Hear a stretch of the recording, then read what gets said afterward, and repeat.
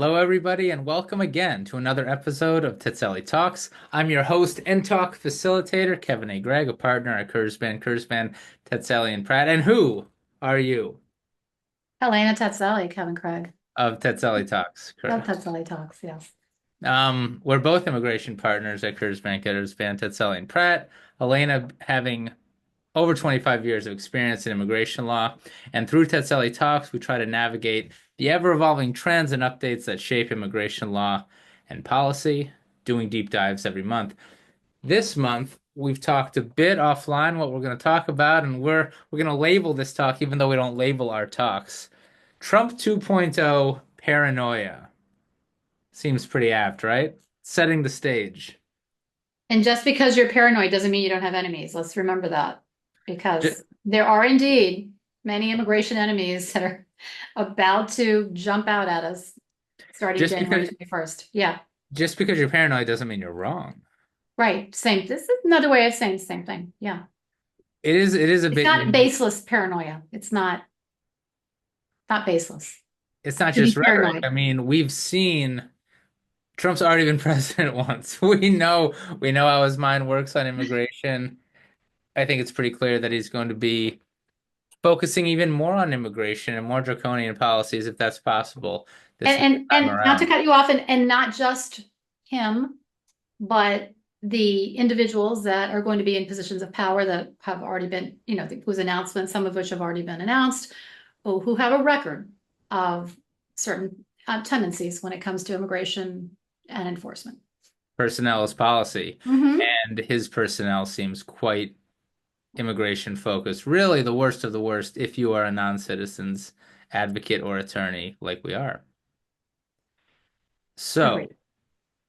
I know you're getting a lot of calls and have a lot of thoughts on what our clients and would-be clients should be doing now to prepare for that and what to expect in those first, I don't know, 100 days, because of course the ground will start moving and shifting. So, what are you advising our clients right now about what to do, what steps to take, and how to best prepare?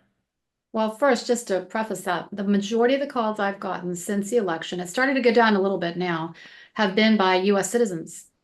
Why, you ask? Wanting to Yeah. move. So Why?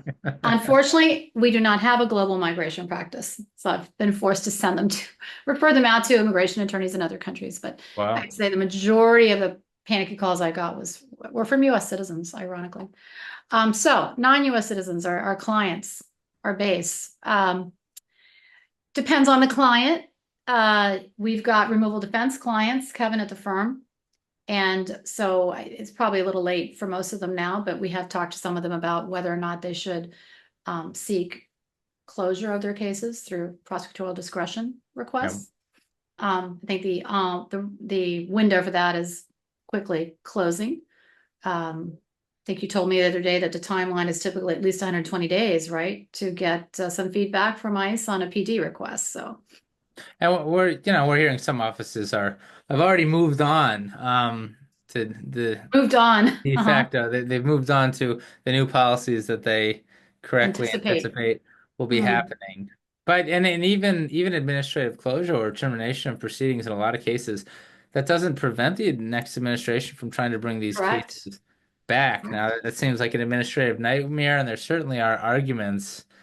But yeah, removal defense is Mhm. it's a scary land right now. Absolutely. So in terms of clients that are not in removal proceedings, I know I've advised some clients not to travel around the time of the inauguration and the days following the inauguration, especially if they're from the same countries that were the subject or the target of the Muslim ban last time Say, yeah. around. If Even you're if you an, have an advanced parole, you know, um, I've had to have some very, I guess, disheartening calls with individuals who have fiancés or family in those countries and remember, what it was like during the first Muslim travel ban.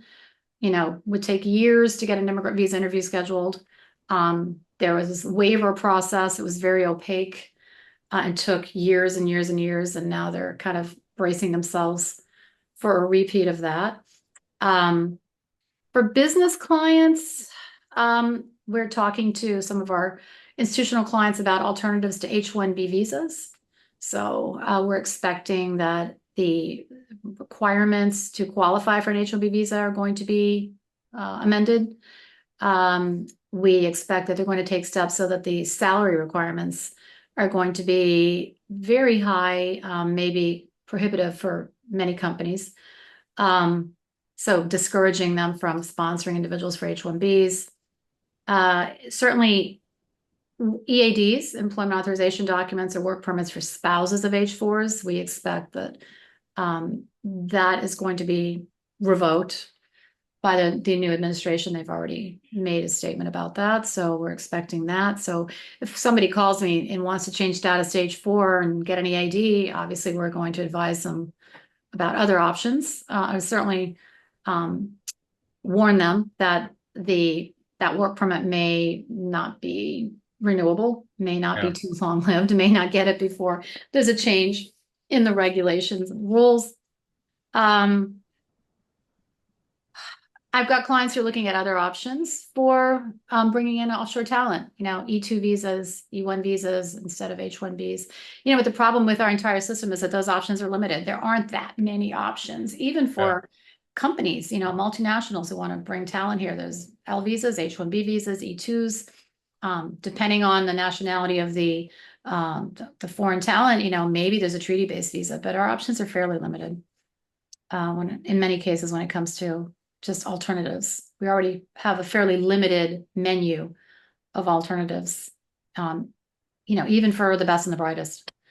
So speaking of It, that, though, I have been getting more calls from individuals interested in O's, so extraordinary ability, and green cards in that category, in the 81C category. So we'll see how the administration treats those two categories of visas. it is a bit ironic, a little bit that, so many of these visas that you just talked about benefited Silicon Valley and the tech entrepreneurs, and now you seem like you've got quite a few tech entrepreneurs behind the Trump administration to stop and allowing that talent to come to the United States. It seems counterintuitive unless Silicon Valley has moved beyond needing high-skilled foreign talent. Um, you know, I don't quite understand that. Is there some possibility that even though immigration will be attacked, some of the more tech-heavy, needy visa categories will actually expand and become easier to obtain? I mean, it might. I mean, I know from personal knowledge that Tesla relies on a great deal of global talent. They have H-1B employees, they have TNs, and they sponsor individuals for green cards. And we all know that Elon Musk is, got Trump's ear right now. So who knows? Hopefully, that kind of influence will outweigh other strains, in the base, like the Steve Miller wing. Uh, but who knows? We don't know. I mean, all we can do at this point, all we can advise our clients to do is to try to take preemptive steps to the extent there are options available to them. But yeah, I mean, that's the hope that at least business immigration will be somewhat protected, other than H-1Bs, will be somewhat protected from too much, I guess, negative influence and restrictive forces, but it's really too soon to tell. I mean, that's what I'm hoping. That's what everyone is hoping, I'm sure, in the business immigration community. If people watching take nothing away from this, I don't think it's too out of left field to say if you are from Iran and you have lawful status in America, you need to stay in America. If that is what if past this prologue, not only was of course Iran part of the Muslim banned travel countries, but Iran is um, especially targeted for a variety of reasons. And I just feel like it's going to be crazy, even if you have a green card, and especially if you have a non-immigrant visa, that Columbia University, I think, was expressly telling their foreign students that they should come in before the inauguration. And I guess what are you telling your clients with approved non-immigrant visas that they haven't actually used yet?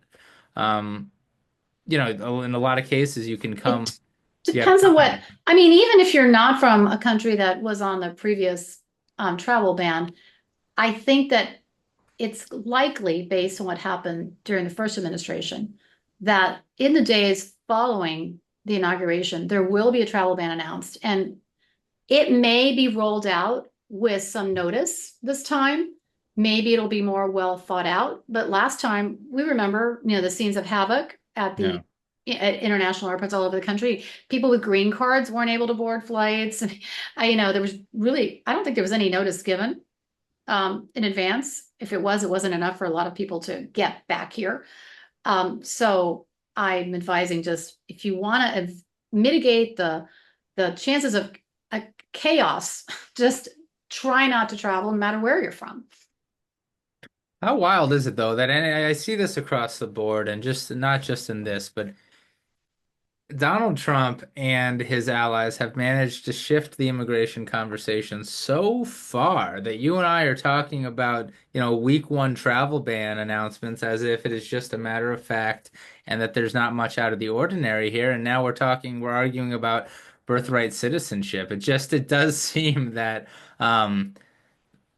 the narrative has shifted so far that we're not even talking about things that we're talking about things now that seemed a given a couple of years ago. Like It's just science remarkable. fiction a few years ago. Now And, it's just and that's important, right? Because what we're talking about then sets the mindset and the idea of what people think is legitimate discourse and is on the table for immigration reform or deform, even though that's not really the word. It's remarkable how that has happened, and not just in immigration, but in immigration is what you and I focus on the most.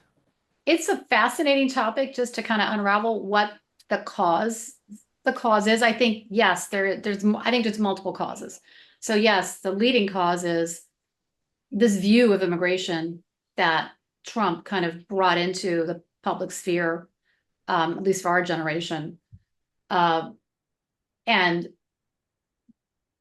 you can't really forget, though, that I think there's some responsibility by the current administration that kind of, I think, just primed additional voters to kind of buy into that dystopian view of immigration that that Trump is kind of selling, because they saw what they perceived to be chaos at the Mm, southern border, and that combined with our dysfunctional legal immigration system with delays, high filing fees, requests for evidence, just I don't know.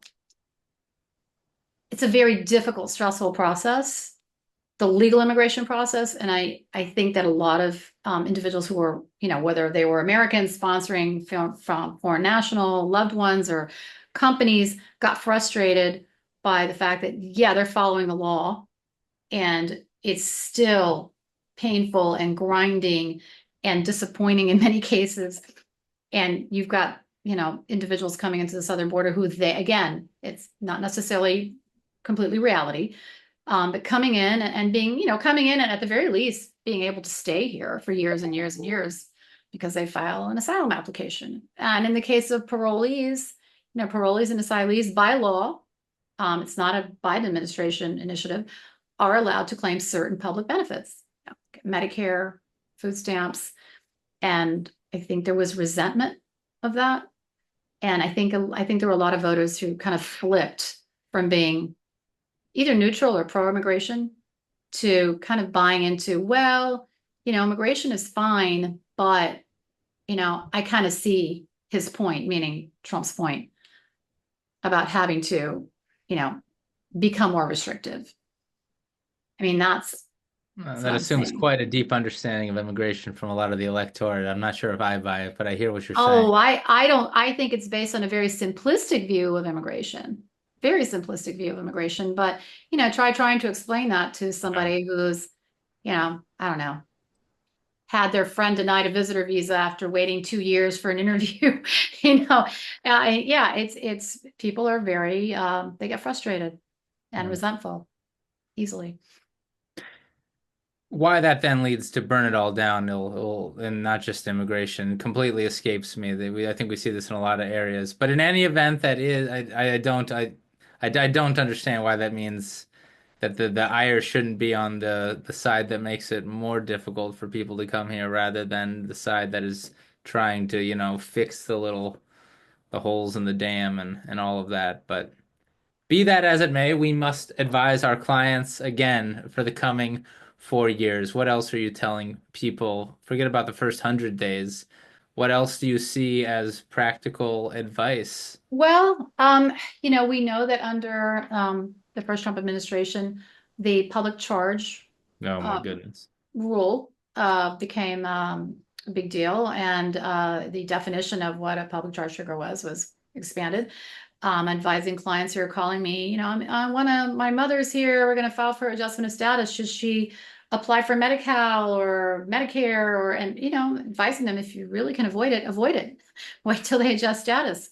Um, Especially if you're going to be filing your application after January 21st, because I'm pretty sure we're going to get another massive amendment to the I-485 and the I-864, asking about even more in depth, because God knows a lot of this is already built in to this process, but asking, questions that are kind of positioning an applicant for a denial based on whether Oh, it's age or medical condition or lack of income or assets, or having previously accepted benefits with a very expanded version of what those benefits are. So I'm advising people to stay away from that if they can, which is difficult to tell. It's difficult to tell someone, you're going to have to find another way of getting your aged mother insurance, health insurance. no. It's risky to do this at this point in time.